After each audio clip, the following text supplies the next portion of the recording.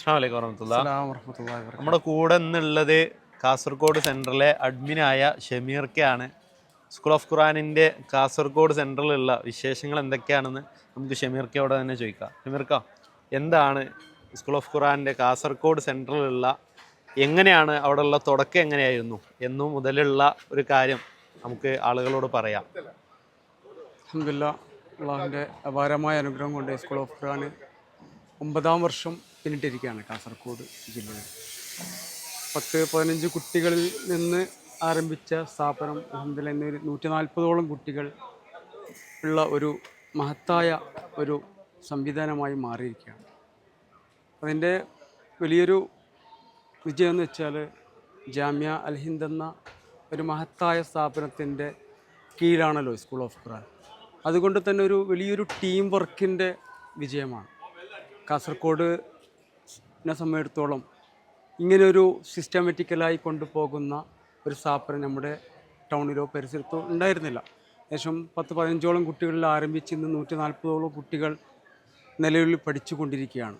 കാരണം സ്ഥലപരിമിതികൾ വളരെ പ്രയാസത്തിലും വ്യത്യസ്ത സ്ഥലങ്ങളിലൊക്കെ മാറുന്നൊരവസ്ഥയിൽ നിന്ന് കഴിഞ്ഞ വർഷം മുതൽ നമ്മളൊരു കെട്ടിടം ഒന്ന് വിപുലീകരിച്ചു, ക്ലാസ് റൂമൊക്കെ സംവിധാനിച്ചു. നമുക്ക് സ്വന്തമായി തന്നെ സ്കൂൾ ഓഫ് ഖുറാൻ മാത്രമായിട്ട് തന്നെ ഒരു കേന്ദ്രമായി ടൗണിൻ്റെ ഹൃദയഭാഗത്ത് തന്നെ നമുക്ക് ലഭ്യമായിട്ടുണ്ട്.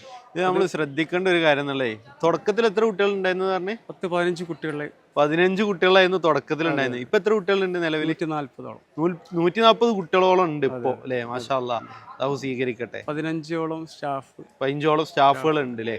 നമുക്കിപ്പോ ഒരു കെട്ടിടായി സ്കൂൾ ഓഫ് ഖുറാൻ തന്നെ കെട്ടിടായി അല്ലേ? ഓക്കെ. അതായത് സ്കൂൾ ഓഫ് ഖുറാനിൽ കുട്ടികളുടെ പഠനത്തിന് സംബന്ധിച്ച് ഒരു അഡ്മിൻ എന്ന സൈഡിൽ നിങ്ങൾക്ക് എന്താണ് പറയാനുള്ളത്?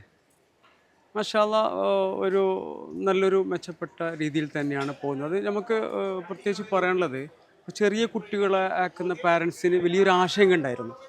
ഈ ചെറിയ കുട്ടികളെ എങ്ങനെ കൺട്രോൾ ചെയ്യും, എങ്ങനെ മാനേജ് ചെയ്യും. നമുക്കും ഒരു ആശങ്ക ഉണ്ടല്ലോ, ചെറിയ മക്കളാണ്. പിന്നെ ആഴ്ചയിൽ ഞായറാഴ്ച ദിവസം പല സ്ഥലത്തും കളിച്ച് നടക്കേണ്ട ഒരു കുട്ടികളെ ഒരു കീഴിലാക്കി ഒരു 4 മണിക്കൂർ നമ്മൾ എങ്ങനെ കൊണ്ടുപോകുന്നുള്ളൊരു ആശങ്ക പാരൻസിനാണെങ്കിലും നമുക്കുണ്ടായിരുന്നു. അൽഹംദുലില്ലാഹ്, ഒരാഴ്ച കഴിഞ്ഞപ്പോൾ പാരൻസ് തന്നെ നമ്മളോട് ചോദിക്കുകയാണ്, നിങ്ങൾ എന്ത് ട്രിക്സ് ആണ് അത് ഉപയോഗിക്കുന്നത്?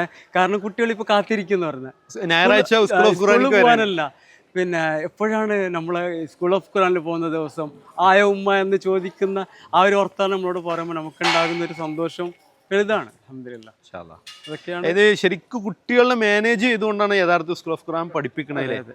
സ്കൂൾ ഓഫ് ഖുറാന്റെ വിജയം എന്ന് തന്നെ നമ്മൾ ആലോചിച്ച് കഴിഞ്ഞാലേ, ഒരു ഞായറാഴ്ച ഒഴിവുള്ള ദിവസത്തിലാണ് ശരിക്കും നടക്കുന്നത്. എന്നിട്ട് കുട്ടികൾ 1, 2, 3, 4 ജുസുകൾ എന്ത് ചെയ്യണ്, കുട്ടികൾ ആ ഒരു ഞായറാഴ്ച കിട്ടിയിട്ട് എന്ത് ചെയ്യണ്, യഥാർത്ഥത്തിൽ പഠിക്കുകയാണല്ലേ? നിങ്ങളുടെ അനുഭവത്തിൽ ഉണ്ടാവില്ല ഒരുപാട് കുട്ടികളെ പഠിച്ചിട്ടുണ്ട്.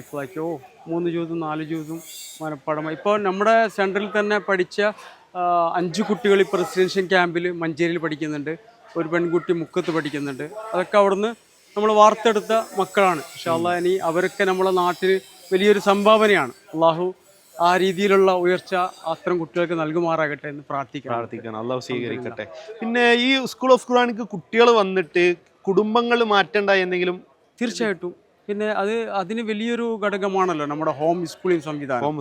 അതായത് നമ്മൾ പിന്നെ അഡ്മിഷൻ സമയത്ത് കുട്ടികളോട് പാരൻസിനോട് പറയാറുണ്ട്, നിങ്ങളും കൂടി ഈ സ്ഥാപനത്തിലെ വിദ്യാർത്ഥികളാണ്. അതായത് പാരൻസും കൂടി വിദ്യാർത്ഥികളാണ്. അവർ ഹോം സ്കൂളിൽ കൃത്യമായിട്ട് അറ്റൻഡ് ചെയ്യണം. അവർക്കുള്ള പിന്നെ പഠന രീതികൾ അവർക്ക് നൽകുന്നുണ്ട്, നോട്ട്സുകൾ നൽകുന്നുണ്ട്. അതൊക്കെ ഒരുപാട് മാറ്റങ്ങൾ അവരിലുണ്ട്. അവർക്ക് അവരോട് പിന്നെ അവരുള്ള മാറ്റങ്ങൾ നമ്മളോട് ഷെയർ ചെയ്യുന്നുണ്ട് കുട്ടികളെ. അതായത് അവർ ഒരുപാട് ആളുകൾ പറയാറുണ്ട്, ഖുറാൻ്റെ പല ഭാഗങ്ങളും ഞങ്ങൾക്ക് പോലും അശ്രദ്ധരായിരുന്നു, ഈ കുട്ടികളെ പഠിക്കുന്നതോട് ഞങ്ങളതും കൂടി അത് മാറി എന്നുള്ള ഒരു ഗുണം. രക്ഷിതാക്കൾക്ക് അറിയാത്ത വിഷയങ്ങൾ കൂടി കുട്ടികളിലൂടെ പഠിക്കാൻ സാധിച്ചു. അത് വലിയൊരു സന്തോഷമാണ്. അപ്പോൾ അതുപോലെ തന്നെ അവരുടെ തന്നെ മൂത്ത കുട്ടികളുടെ ഇളയ കുട്ടികൾക്ക് അടുത്ത വർഷം ഞങ്ങൾക്ക് എങ്ങനെ വേണമെന്ന് അവർ മുൻകൂട്ടി നമ്മളോട് ചേർക്കണം എന്നുള്ള. ഇപ്പൊ തന്നെ ഓൾറെഡി ഇനി അടുത്തൊരു കൊല്ലത്തേക്കുള്ള ആൾക്കാർ വിളിക്കാനൊക്കെ തുടങ്ങിയിട്ടുണ്ട്. ഇപ്പൊ കഴിഞ്ഞ ദിവസം പോലും ഒരു പാരന്റ്സ് എന്നോട് ബുക്ക് ചെയ്ത് കഴിഞ്ഞു അല്ലേ? അങ്ങനെ 1-2 കോളുകൾ ഇപ്പൊ വന്നുകൊണ്ടിരിക്കുന്നുണ്ട്. ഒരുപാട് സമയമുണ്ടല്ലോ, സമയമുണ്ട്. ഇന്നും സമയമുണ്ട്. നമുക്കിപ്പോ പ്രശ്നം എന്ന് പറഞ്ഞാൽ ഈ കുട്ടികളെ ഇരിക്കാനുള്ള സംവിധാനം ഇനി അതായത് ഒരുക്കാനുള്ള ഒരു പരിമിതി ഉണ്ട്. 140 കുട്ടികളായി, 15 കുട്ടികളെ വെച്ച് തുടങ്ങിയ ഒരു സെന്റർ ഇപ്പൊ 140 കുട്ടികളായി. ആ ഒരു ആശങ്കയാണ് ഇപ്പോൾ ഉള്ളത്. അൽഹംദുലില്ലാഹ് ആളുകൾ ഇത് സ്വീകരിച്ചു, ഇതിനെ മനസ്സിലാക്കി. 4ഉം 5ഉം ജുസ് വെറും ഞായറാഴ്ചകളിൽ, അതാണ് പ്രത്യേകം ശ്രദ്ധിക്കേണ്ടത്. ഒഴിവ് ദിവസങ്ങളിൽ മാത്രം ക്ലാസ് ഉണ്ടായിട്ട് കുട്ടികൾ 4ഉം 5ഉം ജുസ് ഹിഫ്ലാക്കി എന്ന് പറയുമ്പോൾ അത് സ്കൂൾ ഓഫ് ഖുറാന്റെ യഥാർത്ഥത്തിൽ ഒരു വിജയമായിട്ട്, അള്ളാഹുവിന്റെ സഹായത്തിലുള്ള ഒരു വിജയമായിട്ട് തന്നെ നമ്മൾ എന്ത് ചെയ്യണം, മനസ്സിലാക്കണം അല്ലേ. അള്ളാഹു ഏറ്റവും നല്ല രൂപത്തിൽ ഇതിന്റെ കൂടെ നിൽക്കുന്ന സഹായിക്കുന്ന ആളുകൾക്ക് അള്ളാഹു അർഹമായ പ്രതിഫലം നൽകട്ടെ. തീർച്ചയായിട്ടും ഇതിൻ്റെ ഒരു ടീം വർക്ക്, ഇതിന് കൃത്യമായിട്ടുള്ള മോണിറ്ററിങ്.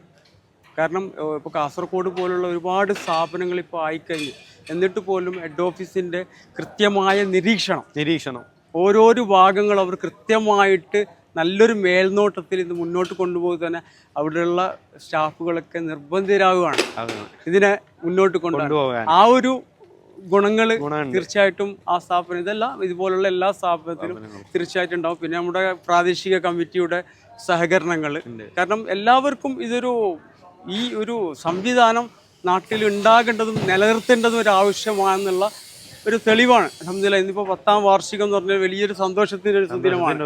കാരണം ഇത് സംവിധാനം ഇത്രയും പന്തലിച്ച ഈ ഒരു സന്തോഷം, കാരണം ഇതിന് തുടക്കം കുറിച്ചവർക്ക് അതിൻ്റെ ത്യാഗങ്ങൾ അറിയാം. ഒരുപക്ഷെ ഇന്നലെ വന്നവർക്ക് അവരുടെ ത്യാഗം മനസ്സിലായിട്ടില്ല. ഇത് തുടക്കത്തിലുണ്ടായ അവർക്കൂടെ ആ ത്യാഗങ്ങളും ഇതിങ്ങനെ പന്തലിച്ച് കാണുമ്പോൾ അവരൊരു അല്ലാഹു സ്വീകരിക്കുമാറാകട്ടെ. കാരണം ഇതിനുവേണ്ടി സഹകരിച്ച, നേരത്തെ ഞാൻ പറഞ്ഞ സാമ്പത്തികമായ ഒരുപാട് ആളുകൾ, നമ്മുടെ കാസർഗോഡ് സെൻറ്റർ പോലെ മറ്റുള്ള എല്ലാ സെൻറ്ററുകൾക്കും ഇതുപോലുള്ള പല ആളുകളുടെ സാമ്പത്തികമായ സഹായമുണ്ട്. അവർക്കൊക്കെ അർഹതമായ പ്രതിഫലം അല്ലാഹു നൽകുമാറാകട്ടെ എന്ന് നമുക്ക് എന്നും പ്രാർത്ഥിക്കാം. ഈ കുട്ടികളൊക്കെ വളർന്ന് വലുതായി സമൂഹത്തിന് നൽകുന്ന എല്ലാ ഗുണങ്ങൾക്കും അവർക്കും കൂടി ഇതിൻ്റെ ഓഹരി ഉണ്ടാകുമെന്നുള്ള യാഥാർത്ഥ്യം, സത്യം അതാണല്ലോ. അല്ലാഹു ആ നിലക്ക് സ്വീകരിക്കുമാട്ടെ. എല്ലാവരും പ്രാർത്ഥിക്കാം. ഇൻഷാ അല്ലാഹ്. നമ്മുടെ കൂടെ എത്ര നേരം സംസാരിച്ചത് ഷമീർക്കയാണ്, കാസർഗോഡ് സെൻറ്ററിലെ അഡ്മിനാണ്.